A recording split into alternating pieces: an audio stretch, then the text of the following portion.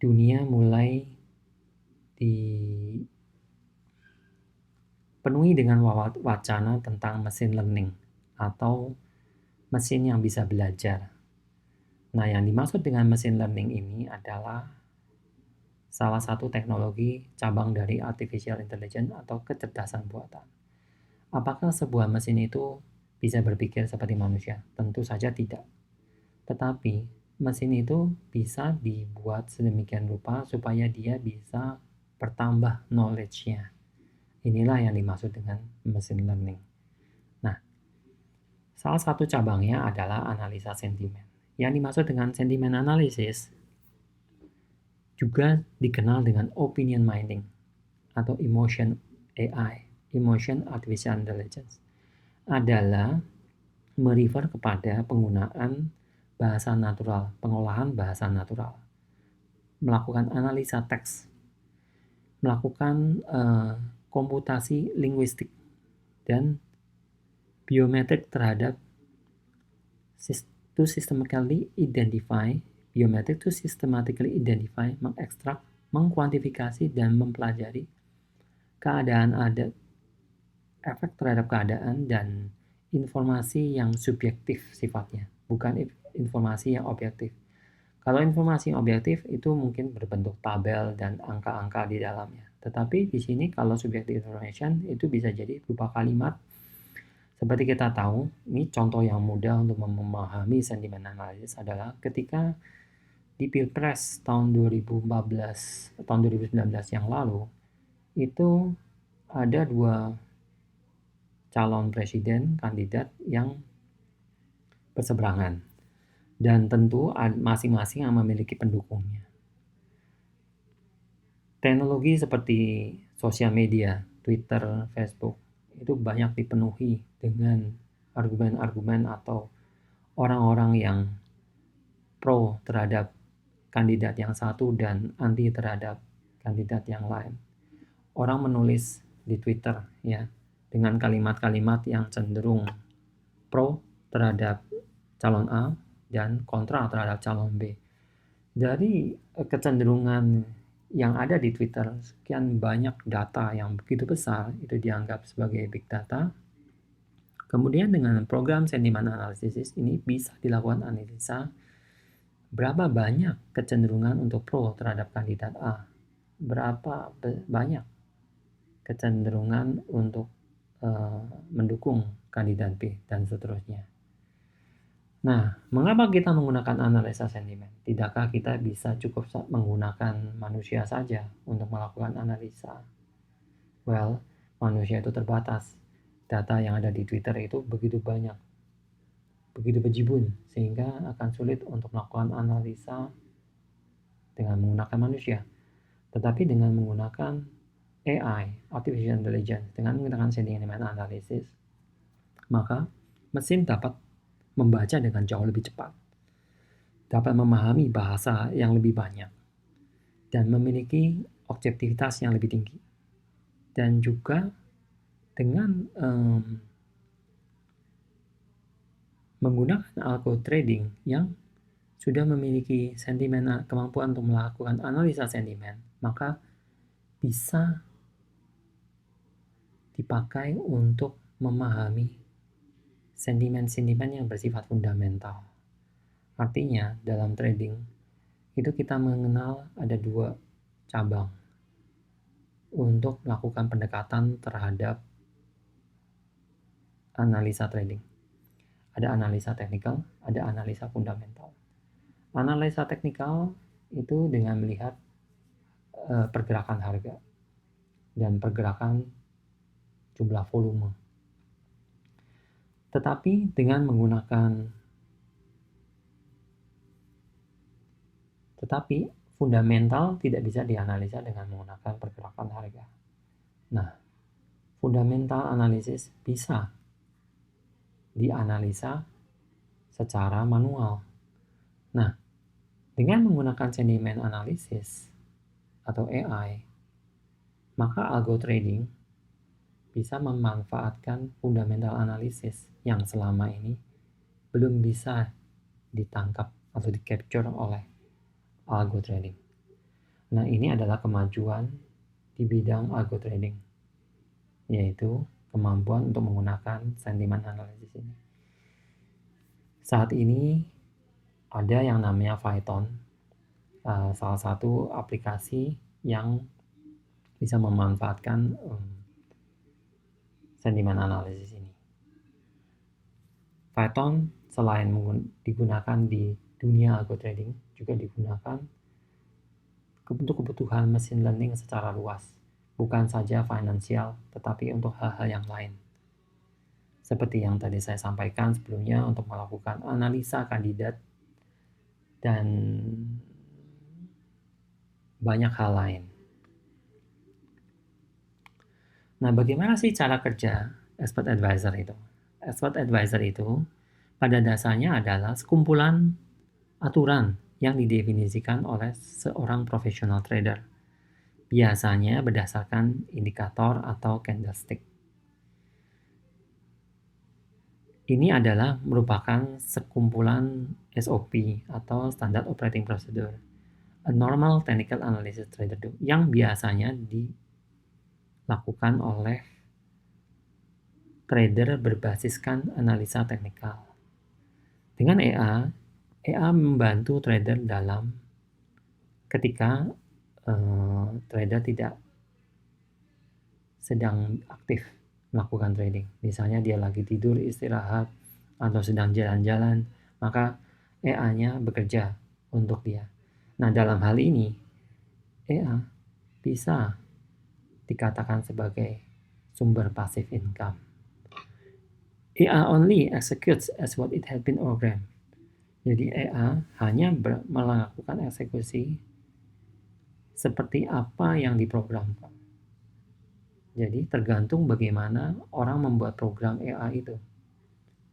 Seberapa canggih, seberapa kompleks EA ini dibuat, ya sebatas itulah dia bisa lakukan. Nah, problemnya kadang-kadang tiap broker itu bisa memiliki perbedaan. Broker ini adalah pihak yang menerima trading akun kita ya, yang membantu kita dalam melakukan trading. Nah, broker itu kadang-kadang memiliki fitur yang berbeda-beda antara satu broker dengan broker yang lain. Oleh karena itu, terkadang EA dibuat oleh seorang trader yang programmer, hanya cocok untuk broker tertentu. Bisa jadi untuk broker yang lain belum tentu cocok. Nah, disinilah kompleksitas EA itu dibangun. Sebuah EA yang baik adalah EA yang bisa menyesuaikan diri dengan kondisi broker yang berbeda-beda.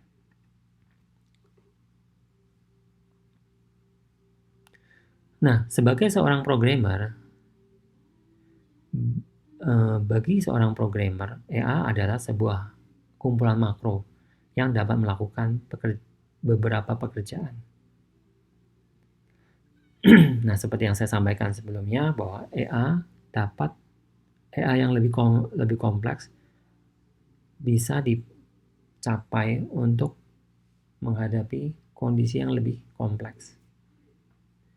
Trading strategy keeps on evolve due to dynamic change in market condition. Therefore, a rigid EA might not longer work when a drastic change occurs in market.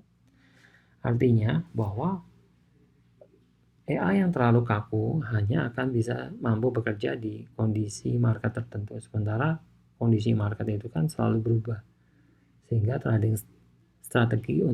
strategi tradingnya juga harus menyesuaikan diri dengan dinamisitas kondisi pasar. Oleh karena itu, kalau EA yang terlalu kaku, maka dia akan kesulitan untuk menyesuaikan diri dengan perubahan di pasar. Oke, nah tadi saya sudah sampaikan sebelumnya, artificial intelligence atau machine learning di dalam trading forex ini sudah mulai ya saat ini. Salah satunya adalah Python. Dan kalau nggak salah ada juga R. Nah, ada banyak strategi ya yang digunakan oleh EA. Ada averaging atau martingale, ada hedging, ada anti-martingale, ada strategi standar seperti menaruh TP dan SL. Ada juga yang menggunakan SL plus atau trailing stop dan berbagai strategi yang lain. Nah, ini contoh strategi averaging ya, di mana apabila satu posisi mengalami salah posisi, apabila trader menempatkan sebuah posisi buy, padahal posisinya itu malah berbalik arah.